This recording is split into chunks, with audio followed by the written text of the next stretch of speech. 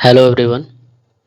अभी हम लोग देखने जा रहे हैं foreign contribution regulation act FCRA bill 2026, जो कि अभी मॉनसून सेशन में हमारे पार्लियामेंट में पेश किया गया है, टेबल किया गया है। तो देखेंगे इस बिल में ऐसा क्या प्रोविजंस लाया गया है जिसके कारण जो केरला गवर्नमेंट है वो इसका विरोध कर रही है, और फिर अमेरिका में भी कई सारे पार्लियामेंटेरियंस हैं इससे चिंतित दिखते हैं, इसका विरोध कर रहे हैं। क्या रीजंस है? क्या यह इंडिया पहला ऐसा देश है जो एफसीआरए बिल ला रहा है, या फिर इससे पहले भी कई सारे देश ला चुके हैं? और क्या इंडिया में पहली बार ये एफसीआरए बिल आया है? तो ऐसा तो है नहीं, सबसे पहले 1976 में आ चुका था इमरजेंसी टाइम के समय। तो क्या रीजंस है कि ये सारे विरोध कर रहे हैं, ऐसा क्या प्रोविजंस ला दिया गया है? तो इसके बारे में देखेंगे, चलिए देखते हैं आगे। तो अदर नेशंस जिसके पास एफसीआरए बिल है, जैसे कि यूनाइटेड स्टेट्स, यूएसए में तो 1938 में ही आ चुका था एफएआरए के नाम से, foreign agent regulation registration act के नाम से।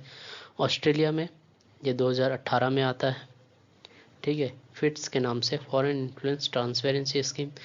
यूके में भी है, 2023 में लाया गया था इसको, जिसको एफआईआर्स बोलते हैं, foreign influence registration scheme. Canada में ऑलरेडी एग्जिस्ट कर रहा है, ठीक है। यूरोपियन यूनियन में है। बांग्लादेश में 2016 में लाया था ये, फॉरेन डोनेशन रेगुलेशन एक्ट के नाम से। रशिया में तो है ही, 2012 में लाया है। चाइना में भी है, 2017 में इन्होंने लाया था। तो इंडिया ऐसा पहला कंट्री नहीं है, इससे पहले कई सारे मेजर कंट्रीज ऑलरेडी यहाँ पे फॉरेन जो एफसीआरए बिल है, मतलब दूसरे नाम से ही सही, लेकिन वहाँ पे एग्जिस्ट कर रहा है।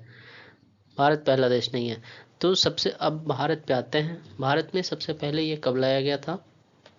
1976 में सबसे पहले जो है, इमरजेंसी के समय में इंदिरा गांधी गवर्नमेंट जब थी, तो इसको कंट्रोल करने के लिए जो फॉरेन फंडिंग है उसको राजनीतिक प्रभाव में ज़्यादा ये लोग हस्तक्षेप ना करें फॉरेन फंडिंग्स के कारण, ठीक है। तो उसको रोकने के लिए ये सबसे पहले लाया गया था इंदिरा गांधी गवर्नमेंट के टाइम पे। उसके बाद कुछ थोड़े बहुत नियम जो है इसमें जोड़े जाते रहे समय समय पे।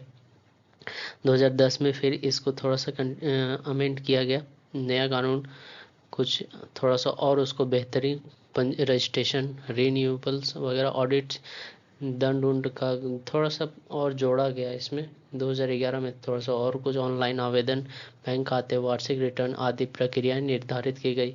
2016 में इसका सबसे एक बड़ा संशोधन बोला जाता है कि पहला प्रमुख संशोधन हुआ, जिसमें कंप्लाइंसेस वगैरह प्रावधानों में परिवर्तन किए गए।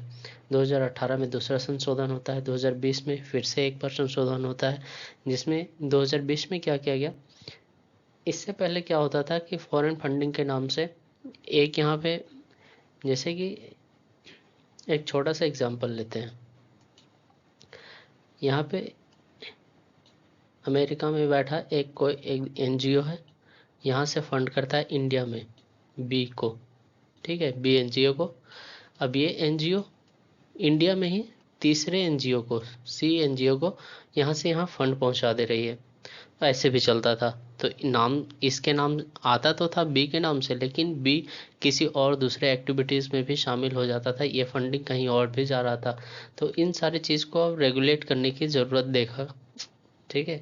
तो 2020 में इसी चीज़ को अमेंड करते हुए, जो पहले 50% तक अपना फंडिंग सी को ट्रांसफ़र कर सकता था, उसको घटा करके 20% तक कर दिया गया। और एसबीआई ब्रांच, मेन ब्रांच जो दिल्ली में है, उसमें खाता इसका होना चाहिए, वहीं से ट्रांसफ़र हो सकता है पैसे, किसी दूसरे बैंक में नहीं। क्या पता उसका कुछ और इलीगल एक्टिविटीज़ में यूज़ हो रहा हो, ठीक है। फिर 2026 में अभी तो इसका लाया गया है। इसके बारे में देखेंगे कि अभी क्या क्या बहुत सारे प्रावधान जो है चेंज किए गए हैं, क्या नए प्रावधान आ रहे हैं। तो इसका आवश्यकता क्यों पड़ा? विदेशी धन का राजनीतिक प्रक्रिया पर प्रभाव को रोकना पॉलिटिकल एक्टिविटीज़ में बहुत सारे फंडिंग जो है इलीगल तरीके से ए से बी को दिया, बी किसी सी को दिया, वहाँ से किसी और एक्टिविटी में ये हो रहा है। फिर राष्ट्रीय सुरक्षा संप्रभुता की रक्षा करना, एनजीओ एवं अन्य संस्थानों द्वारा विदेशी धन के उपयोग में पारदर्शिता लाना, transparent, more and more transparency लाने की क्या बात है। ये गवर्नमेंट, जो इंडियन गवर्नमेंट है उसका जो मतलब रिपोर्ट बताती है कि इंडिया में 16,000 से ज़्यादा ऑर्गेनाइजेशन जो है एनजीओज वो रजिस्टर्ड है अंडर FCRA। अब यहाँ पे फॉरेन फंडिंग कितना आ रहा है तो 22,000 करोड़ एनुअली आ रहा है। छोटा मोटा अमाउंट नहीं है, 22,000 करोड़। ठीक है, तो रेगुलेट करने की ज़रूरत है, जिसमें से 40 to 50% तो सिर्फ अमेरिका से आ रहा है यहाँ पे। इसके अलावा यूके हो गया, कनाडा हो गया, ऑस्ट्रेलिया हो गया, और भी कई सारे देश रूट ओवर होकर के पहुँचते हैं। तो न्यू FCRA बिल में क्या है, foreign funds can be use only for the specific purposes, मतलब जिस पर्पस के लिए, जो फॉरेन फंडिंग सिर्फ कल्चरल एक्टिविटी के लिए इस्तेमाल किया जा सकता है, economic activity, educational purpose, social और रिलीजियस।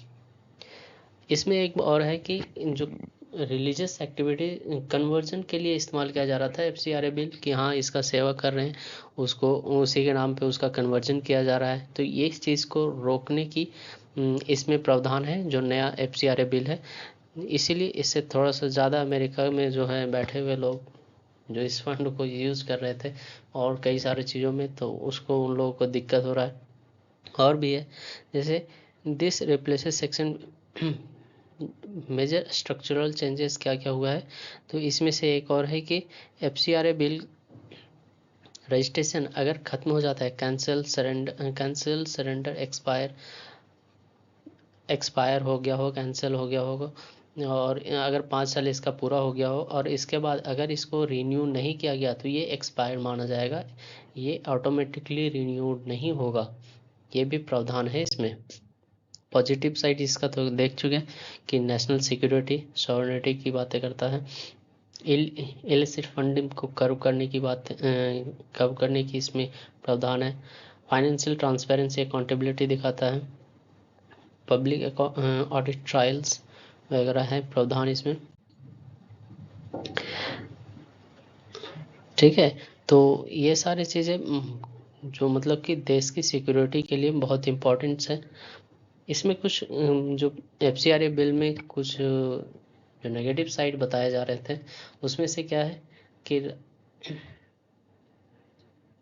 नेशनल इंटरेस्ट और पब्लिक इंटरेस्ट जैसे शब्द इसमें बहुत ज़्यादा यूज़ किया गया है। NGOs के काम को प्रभावित करने की मतलब जो इस पे आरोप लग रहा है अभी तक कि क्यों ये सही नहीं है, जो इसका विरोध कर रहे हैं उसका क्या क्या कहना है ये सब। ठीक है, FCRA लाइसेंस निलंबित या रद्द होने पर कई शिक्षा, स्वास्थ्य, ग्रामीण विकास योजनाएं प्रभावित हो सकती है। विदेशी सहायता पर निर्भर छोटे NGOs को विशेष कठिनाई होगी। सब ग्रांटिंग पर रोक होगा। सब ग्रांटिंग वही एक से दूसरा तीसरे को कर रहा है।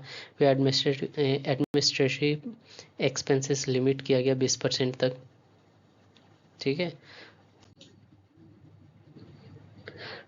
अब जो जो इस पे प्रभावित होंगे वो सारा कुछ है अपने देख चुके हैं। ये सारा कुछ हर 5 साल में इसको रिन्यूड करने की आवश्यकता पड़ेगी। तो यही था FCRA बिल, और उम्मीद करते हैं आपको अच्छा लगा हो। तो thank you for watching this, और अगर अच्छा लगा हो तो लाइक सब्सक्राइब करें, चैनल को सब्सक्राइब करें, क्योंकि बहुत कम अभी सब्सक्राइबर हैं हमारे चैनल्स पे।